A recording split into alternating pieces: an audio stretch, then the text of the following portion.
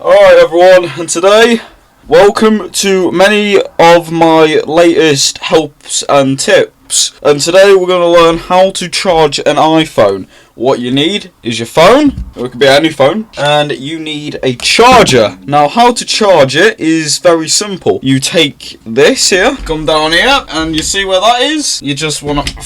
Son of a bitch, it's just so dark. Right, I brought my light down. You see where that is? You just... Right, it's in. Right, I need to sort my setup again. So now that's plugged in, what you need to do... I don't know how to fucking do this!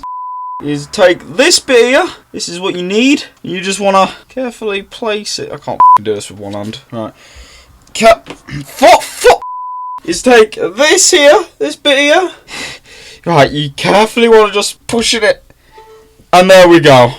Now, if this works for you guys, then please comment below.